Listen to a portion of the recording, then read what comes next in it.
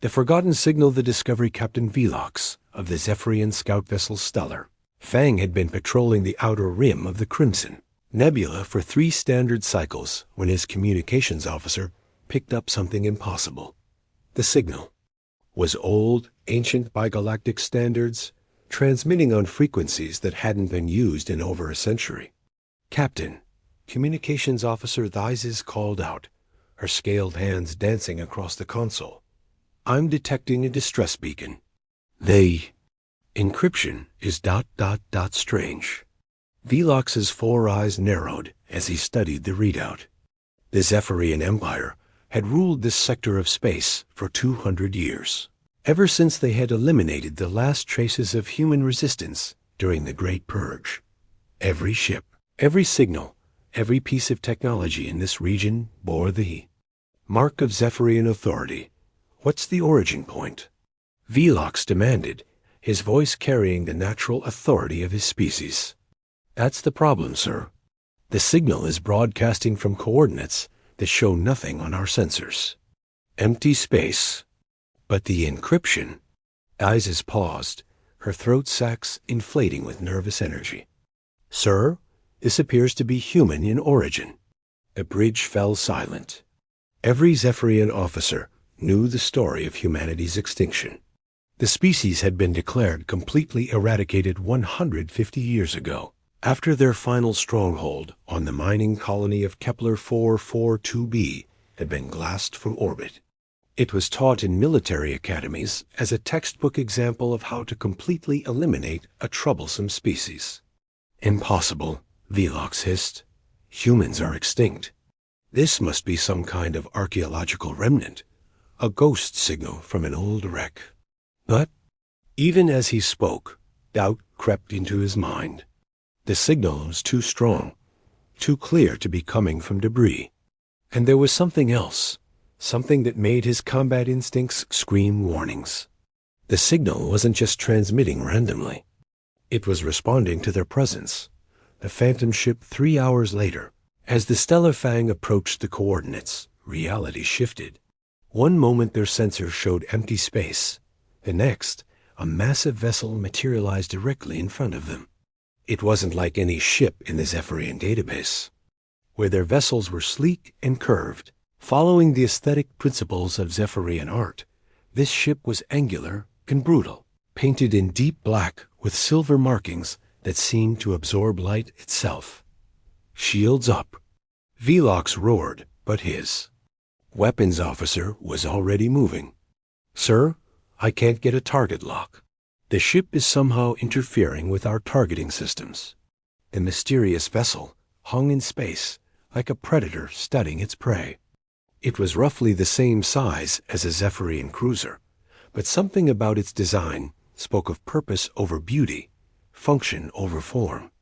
Along its hull, strange symbols were etched into the metal, and as Velox watched, those symbols began to glow with an eerie blue light.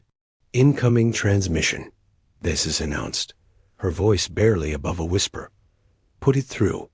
The main screen flickered to life, and Velox found himself staring at something he had never expected to see again.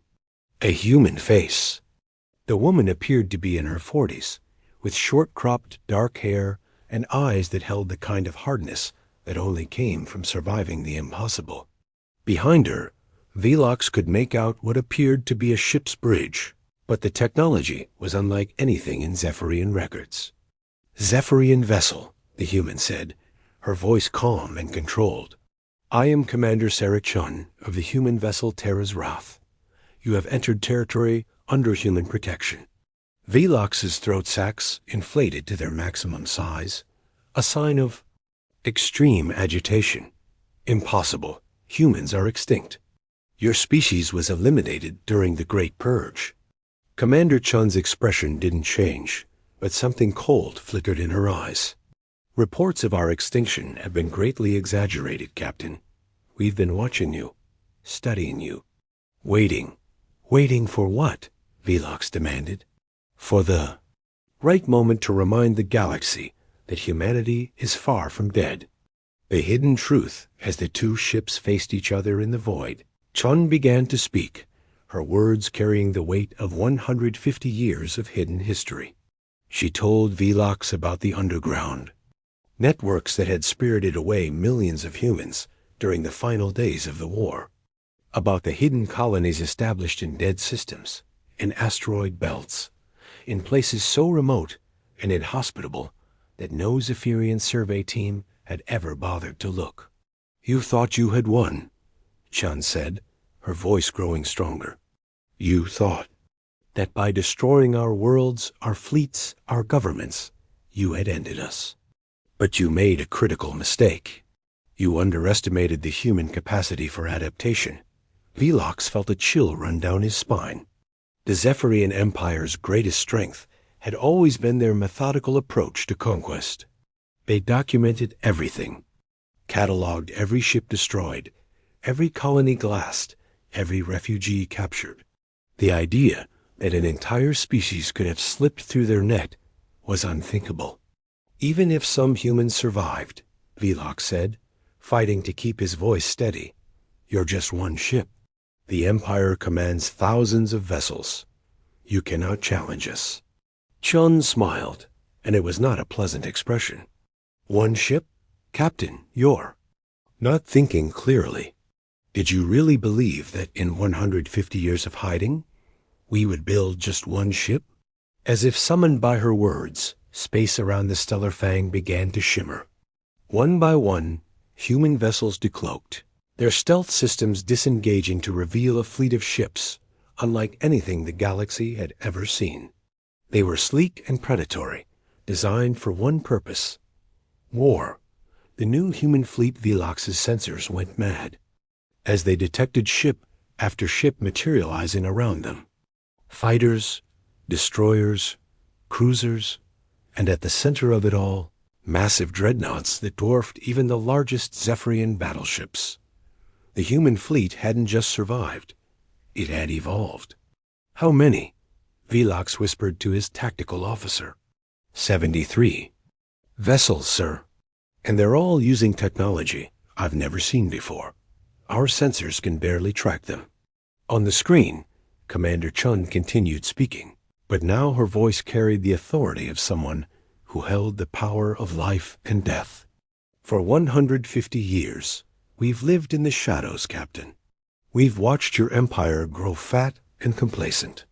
We've studied your tactics, your technology, your weaknesses, and we've prepared." "What do you want?" Velox asked, though he already feared the answer. "Justice," Chun replied simply. "You took our worlds, our people, our future. Now we're going to take yours." The bridge of the stellar fang erupted in chaos as alarms began sounding. The human ships were moving, not in the rigid formations that Zephyrian tactical doctrine dictated, but in fluid, unpredictable patterns that seemed to confuse their targeting systems. "Sir," the tactical officer called out, panic creeping into his voice, "they're jamming our communications. I can't reach the fleet command." Velox realized with growing horror that this had all been planned. The signal, the meeting, even his discovery of the humans, it had all been orchestrated. The humans hadn't just survived. They had been preparing for this moment for over a century. The first strike, without warning, the human ships opened fire. But these weren't the crude energy weapons that Zephyrian records showed humans using during the war. These were precision instruments of destruction, beams of focused energy that seemed to bend space itself. The stellar fang's shields, which had never failed against any weapon in the Zephyrian arsenal, collapsed like tissue paper. "Impossible," Velox shouted. "Our shields are rated for class of bombardment. Your shields were designed to stop Zephyrian weapons." Chun's voice came through the cum, now carrying a note of grim satisfaction. "These aren't Zephyrian weapons. We've had 150 years to improve on our technology, and we've learned from every species in the galaxy, including some you've never heard of. The human attack was surgical in its precision. They didn't destroy the stellar fang outright. Instead, they systematically disabled its weapons, engines, and communications. Velox found himself helpless, watching as his ship was torn apart piece by piece. "Why aren't you killing us?" he demanded. "Because," Chun replied, "dead Zephyrians can't carry a message. You're going to return to your empire, Captain. You're going to tell them what you've seen here. You're going to tell them that humanity has returned, and we're not the same species you thought you exterminated." As the Terra's wrath moved closer to the crippled Zephyrian vessel, Velox could see human faces through the viewports. They weren't the desperate, frightened refugees that Zephyrian propaganda had always portrayed. These were warriors, hardened by generations of hiding and preparing for this day. "The galaxy believed humanity was weak," Chun continued. "They believed we were a primitive species that could be easily conquered and eliminated. Today, that belief dies. Today, the galaxy learns that humanity is still here, and we remember everything." Asterisk, the storm unleashed. The battle begins. Admiral Koroth of the Zephyrian Third Fleet had built his reputation on crushing rebellion before it could spread. When Captain Velox's damaged scout ship limped back to Fleet Command with tales of surviving humans and impossible technology, Koroth's first instinct was disbelief. His second was anger. "Impossible," he had declared from the bridge of his flagship, the Eternal Dominion. "Humans are extinct. This must be some kind of elaborate hoax, or terrorist cell using salvaged technology." But as his fleet of 37 warships approached the Crimson Nebula, ready to investigate and destroy whatever phantom threat had damaged one of their scouts, Admiral Koroth was about to learn that some ghosts were very real indeed. The human fleet was waiting for them. Commander Sarah Chun stood on the bridge of the Terra's Wrath, watching the Zephyrian Armada approach on her tactical display. Behind her, Lieutenant Zara Kim worked frantically at the communications console, coordinating with the other human vessels spread throughout the nebula. "All ships report ready, Commander," Kim announced. "Stealth systems are holding steady." "They still can't see us." Chun nodded grimly. The humans had learned hard lessons during their long exile. The first lesson was that when you're outnumbered and outgunned, you don't fight fair. You use every advantage you can find, and you strike from the shadows. "Dr. Webb," she called to. The older man hunched over the engineering console. "How are our new weapons holding up?" Dr. Marcus Webb looked up from his instruments, his weathered face bearing the scars of someone who had lived through the Great Purge as a child. "Phase disruptors are at full charge, Commander. The quantum torpedoes are ready for deployment, and the null field generators are functioning perfectly." Webb's technology was the reason the human fleet had been able to remain hidden for so long.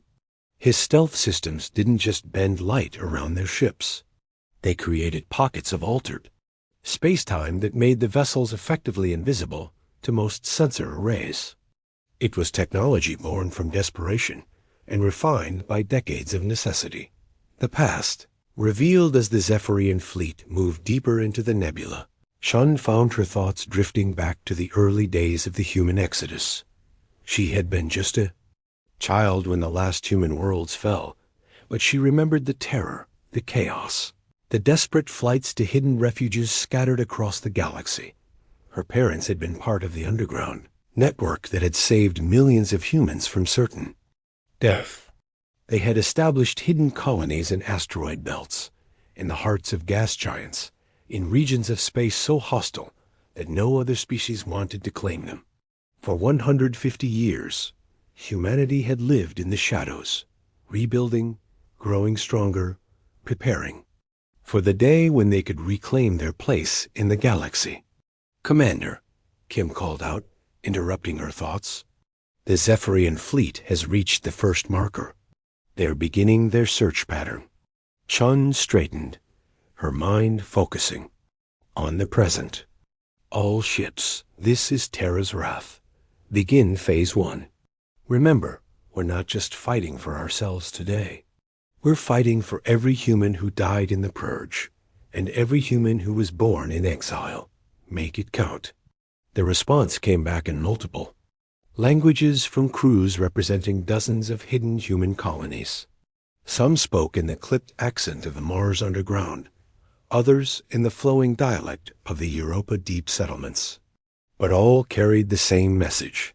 Humanity was united. In Purpose. The Trap Springs Admiral Korath was growing impatient. His fleet had been searching the nebula for 3 hours without finding any trace of the supposed human vessels. His sensors showed nothing but empty space and the occasional debris field from ancient battles. "Sir," his tactical officer reported, "we're detecting some unusual energy readings from the nebula's core. It could be a power source." "Finally," Korath muttered. "Take us in.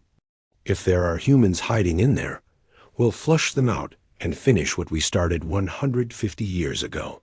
As the Zephyrian fleet moved toward the nebula's center, they passed through what appeared to be empty space. Unknown to them, they were actually flying through a carefully constructed maze of cloaked human vessels, each one equipped with Dr. Webb's revolutionary stealth technology. "Now," Chun whispered. Space erupted into chaos as the human fleet decloaked around the Zephyrian ships. The aliens found themselves surrounded by vessels that seemed to have appeared out of nowhere, their sleek forms bristling with weapons that defied conventional understanding. "All ships, open fire." Korath roared, but his commands were already too late. The human attack came from all directions at once. Their weapons weren't the crude energy blasters that Zephyrian records showed from the old war. These were sophisticated instruments of destruction that seemed to warp reality itself. Phase disruptors that could penetrate shields by existing in multiple dimensions simultaneously. Quantum torpedoes that created temporary black holes on impact. Null field generators that could shut down an enemy ship's power systems by canceling out the fundamental forces that held atoms together. The Admiral's revelation. Admiral Korath watched in horror as his flagship's shields failed under the impossible assault. Around him, his carefully organized fleet was being torn apart by tactics that seemed to ignore every law of physics he understood. "How are they doing this?" he demanded of his science officer. "Sir, their weapons are operating on principles I don't recognize. It's as if they've discovered entirely new branches of physics. And their ships, our sensors are having trouble tracking them, even when they're visible. They're somehow existing in multiple quantum states simultaneously." On the main screen, the face of Commander Sarah Chun appeared, her expression grim but determined. "Admiral Korath of the Zephyrian Third Fleet. I am Commander Sarah Chun, speaking for the human resistance. Your empire declared war on humanity 200 years ago. Today, humanity declares war back. Impossible." Korath snarled. "We destroyed your species. We wiped out every human world, every human fleet." "You destroyed our worlds," Chun agreed. "You scattered our fleets. You thought you had won. But you made one critical error, Admiral. You assumed that humans would react to genocide the same way every other species has. You thought we would either submit or die fighting conventionally.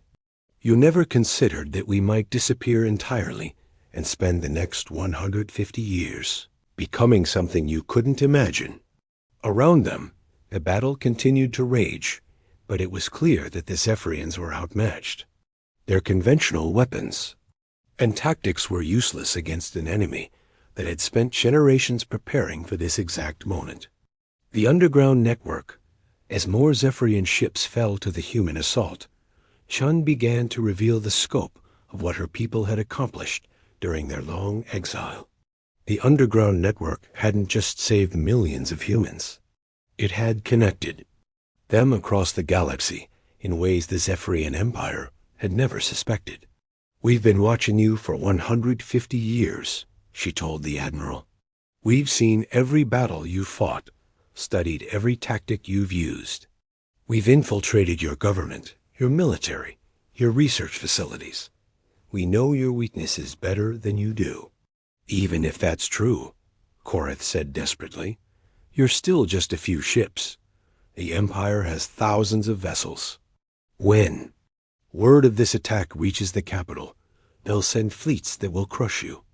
Chan's smile was cold. Who says word is going to reach the capital? And who says we're just a few ships? As if in response to her words, new contacts began appearing.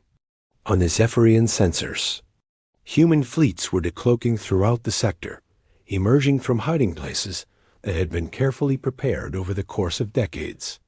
The resistance wasn't just one hidden colony or a handful of survivors. It was a shadow empire that had grown in the darkness, fed by years of careful planning and unquenchable rage. The final message, the battle for the Crimson Nebula, lasted only 4 hours. When it ended, the entire Zephyrian Third Fleet had been either destroyed or captured. Admiral Korath found himself a prisoner aboard the Terra's Wrath, forced to watch as Commander Chun sent a message to every system in the galaxy. The transmission was simple but devastating. It showed the wreckage of the Zephyrian fleet, the power of human technology, and most importantly, Chun's face as she delivered humanity's declaration of return. To all species in the galaxy, she said, her voice carrying across thousands of light years, humanity has been declared extinct for 150 years. Today, we prove that declaration false. We are not the same species you remember. We are not the same humans who fought and died in the Great Purge. We are their children, raised in exile, tempered by hardship, and united by purpose. Behind her, the bridge of the Terra's Wrath hummed with activity as human officers coordinated with fleets throughout the galaxy. The message was being broadcast from hundreds of hidden bases, transmitted by communication networks that had been built in secret over generations. The Zephyrian Empire believed they had eliminated humanity, Chun continued. They were wrong. We have returned, and we remember everything.